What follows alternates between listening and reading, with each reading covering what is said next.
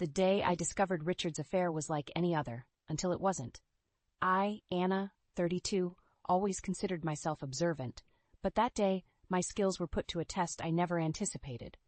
Returning home early from work, I was met with a sight that froze me in my tracks.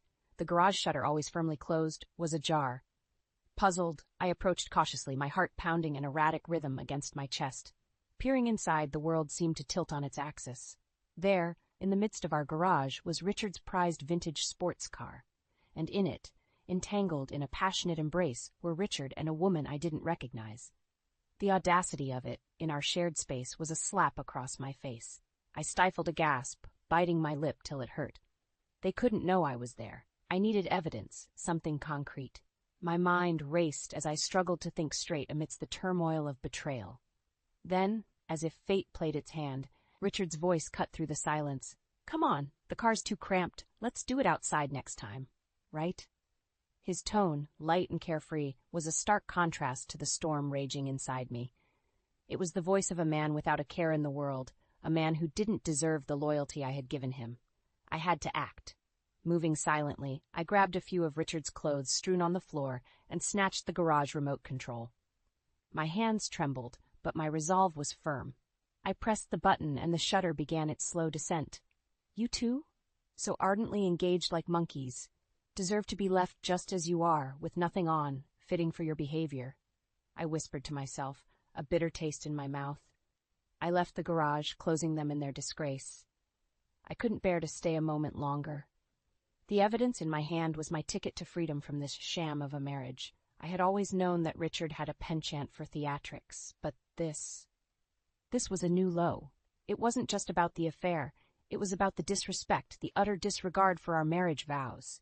As I walked away, my mind was a whirlwind of emotions. Anger, betrayal, but above all, a burning desire for retribution.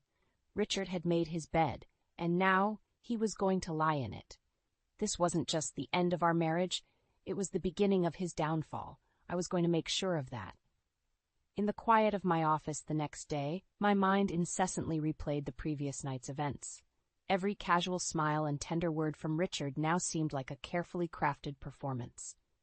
How long had I been living in this facade? I sat there, looking at the desktop background, a photo of us on our wedding day. It felt like looking at two strangers. I deleted it with a click, a small but liberating act. The memories of our life together took on a different hue now. Richard, with his charming smile and words, had always been particular about appearances. Our home, an aging yet elegant house, was chosen by him for its character, he had said. But now I saw it for what it was, a stage for his performance. I recalled the day he brought home that vintage sports car, a purchase that came out of nowhere. "It's a man's dream," he had proclaimed. That car, which cost more than a small house, was his pride and joy. Now, it was nothing more than a symbol of his vanity and deceit. As my professional facade held up at work, my personal life crumbled. I was a successful marketing director, known for my sharp strategies and keen insights. But at that moment, I felt like a fool. Fooled by a man I trusted with my heart. The memory of an encounter with Richard at a corporate event a few months ago resurfaced. He was the center of attention, laughing and socializing with his usual flair. I had seen him exchange numbers with a young woman, but he had brushed it off as a business contact. How naive I had been. The day wore on, and every interaction felt like a chore. My colleague Mark noticed my distraction. "Everything okay, Anna?" he asked, genuine concern in his eyes. I forced a smile. "Just a long day," I replied, masking my turmoil. As I drove home, my thoughts were interrupted by a call from Richard. His voice, once comforting, now grated on my nerves. "Hey, love, running late tonight. Don't wait up," he said casually. "Sure," I replied, my voice steady. I wasn't going to confront him yet. I needed a plan, something that would hit him where it hurt the most, his ego and his wallet. That night, alone in our bed, I made a decision. Richard's betrayal wasn't just going to be the end of our marriage. It was going to be the start of his undoing. I was going to dismantle the life he so carefully built, piece by piece. Sitting in the dim light of my living room that evening, I initiated the plan I had been meticulously crafting. The laptop on my knees displayed the login screen to our home security system, a system Richard had installed for the safety of his precious car. Logging in, I navigated to the garage camera footage. My heart raced as I hit play, watching the scene unfold with a cold detachment. There they were, Richard and that woman, Lily, entangled in their sordid affair. The footage was damning, undeniable evidence of his betrayal. I downloaded the video, a digital weapon in my arsenal for the impending legal battle. Richard's reputation, his precious image, was about to be shattered. The next day at work, I was a shell of my usual self, my mind constantly on the impending confrontation. Mark approached my desk with a hesitant step. "Anna, you've been off. Anything I can do?" I shook my head, forcing a half smile. "Just a tough project. Thanks, though." As the day dragged on, my resolve only strengthened. Richard was not going to get away with this unscathed. That evening, Richard returned home with his usual carefree demeanor. "Hey, babe, I picked up Chinese for dinner. Thought you'd like a break from cooking." His words, once sweet, now felt like poison. I sat down at the dining table, my expression unreadable. "We need to talk, Richard." He paused, a flicker of concern crossing his face. "Everything okay?" I pushed my laptop across the table, the video queued up. "Why don't you tell me?" Richard's face paled as the video played. His eyes darted from the screen to my face, searching for some sign of forgiveness. "Anna, this isn't what it looks like," he stammered, his usual eloquence gone. I leaned back, my voice calm but laced with venom. "Oh, I think it's exactly what it looks like, Richard, you cheating on me, in our own home." Richard scrambled for words, his mask crumbling. "It was a mistake. I love you, Anna. We can work through this." A bitter laugh escaped my lips. "Work through this? There's nothing left to work through. I want a divorce, Richard, and I want you to suffer for what you've done." His face contorted in a mix of anger and panic. "You can't do this to me. Think about our reputation, our social standing. That's all you care about, isn't it? Your precious reputation. Well, it's about to come crashing down." I stood up, my decision final. "I'll be contacting my lawyer in the morning. I suggest you do the same." Richard sat there, a defeated man, as I walked away. The web of lies he had woven was unraveling, and I was going to make sure it ensnared him in the end. In the days that followed, my home felt like a battleground, charged with silent tension and unspoken words. Richard tried to regain control, alternating between desperate pleas and veiled threats. But I was unmoved, my resolve as firm as steel. At work, I maintained my professional facade, but the weight of the situation was a constant shadow. During a meeting, I found my thoughts drifting, only to be brought back by Mark's concerned voice. "Anna, you sure you're okay? You seem distracted." I brushed it off with a strained smile. "Just a lot on my mind. I'll be fine." But the truth was far from it. I was planning my next move, a move that would ensure Richard paid for his betrayal. The more he tried to sweet-talk his way out of the situation, the more resolute I became. One evening, as Richard returned from work, his usual mask of confidence was replaced by an air of defeat. He slumped into a chair, looking at me with weary eyes. "Anna, can't we talk about this? I know I messed up, but we can fix it." His words fell on deaf ears. I had heard enough of his lies. "There's nothing left to discuss, Richard. I've made up my mind." He leaned forward, desperation in his voice. "You're going to destroy everything we've built. Think about what people will say." "People? Is that all you care about? What about us, Richard? What about our marriage?" He fell silent, unable to answer. His concern for public image had always overshadowed our relationship. The next day, I sought solace with Mrs. Harper, my mentor and confidant. She listened intently as I poured out my heart. "You need a break from all this, Anna," she advised. "Why not take that international project? Get away for a while." The idea was appealing.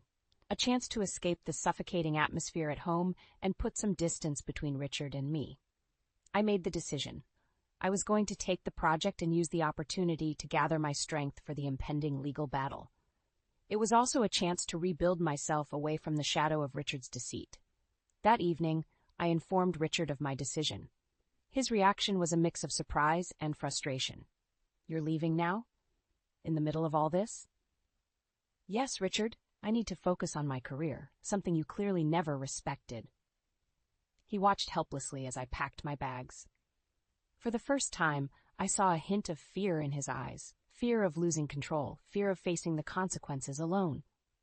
As I left for the airport, I felt a sense of freedom. The distance would give me perspective and strength. Richard's web of lies had been torn apart, and now it was time to rebuild my life on my terms. The international project was a breath of fresh air, a much-needed escape from the stifling situation back home.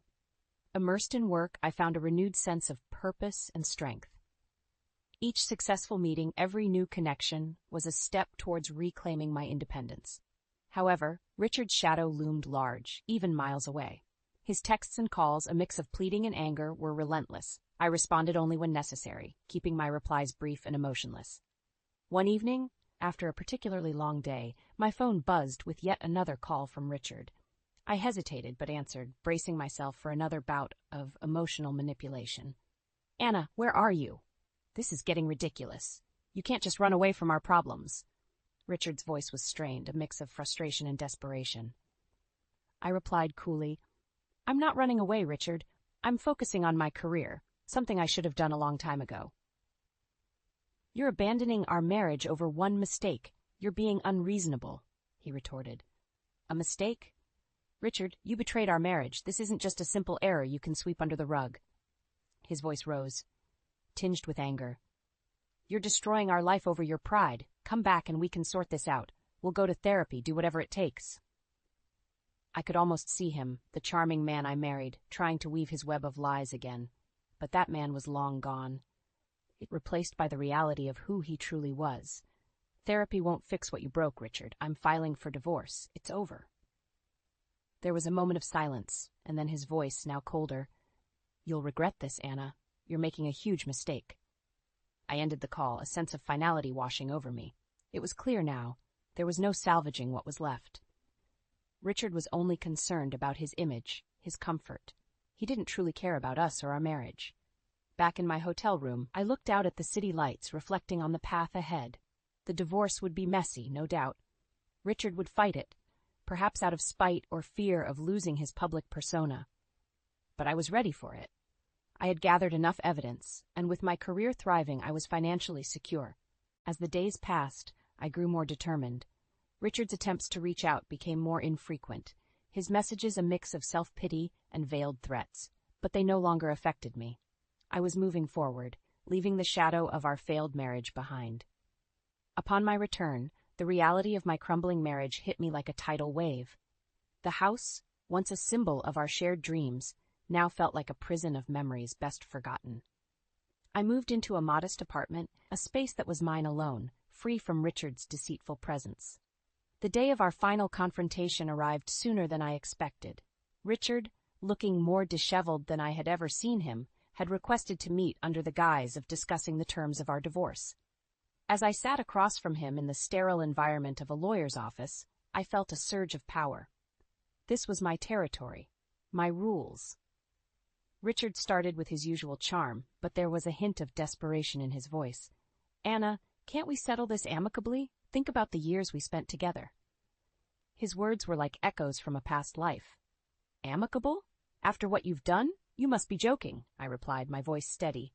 He shifted uncomfortably in his seat, then leaned forward. "What do you want, Anna? Money? The house? Just name it." I looked him straight in the eyes. "I want justice, Richard. You don't get to buy your way out of this." His facade cracked, revealing the selfish man I had come to know. "You're ruining my life over this. I hope you're happy." "Happy? No, Richard, but I will have peace knowing you can't hurt me anymore."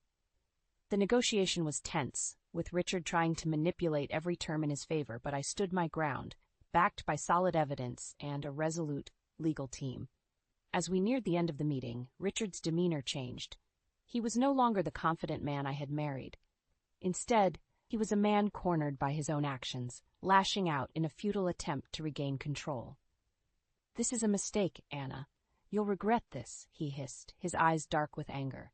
"I already regret many things, Richard. Letting you control my life for so long is one of them. This divorce is not a mistake. It's a correction."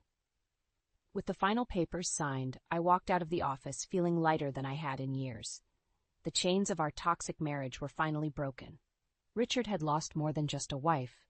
He had lost the respect of his peers, the facade of the perfect husband, and soon he would face the full consequences of his actions in the eyes of the law and society. I had not only survived Richard's betrayal, but emerged stronger, more determined. The chapter of my life that included him was closed, and a new, promising chapter was waiting to be written. The months following the divorce were a whirlwind. I had successfully navigated the legal labyrinth, emerging victorious but not unscathed. The divorce was more than just a legal separation. It was a reclaiming of my identity, my independence. In my new apartment, each morning brought a sense of renewal. I relished the freedom, the quiet, and the space to think and plan my future. My career, which had always been a source of pride, now became my focus. I dove into my work with a renewed vigor, finding solace in my achievements. News of Richard's downfall spread like wildfire. His reputation, once his most prized possession, was now tarnished. His professional life suffered as clients and colleagues distanced themselves. The man who had thrived on control and appearances was now struggling to keep his world from crumbling. I heard through mutual acquaintances that he had sold the vintage sports car, a symbol of his vanity, to cover legal expenses. It was a poetic end to the object that had once been a catalyst for our downfall. One evening, as I sat sipping coffee in my living room, I reflected on the journey.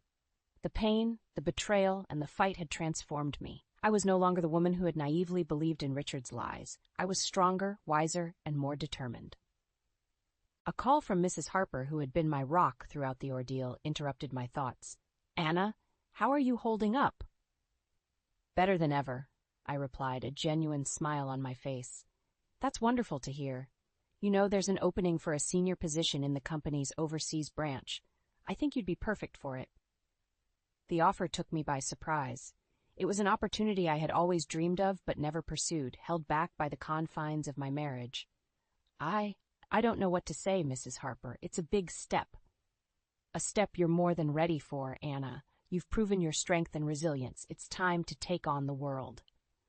I let the words sink in. This was more than just a job offer. It was a chance to start anew, to build a life on my terms, free from the shadows of the past. "I'll do it," I said, my voice steady with resolve. "It's time for a new adventure." As I ended the call, I looked around my apartment, a space that had become my sanctuary.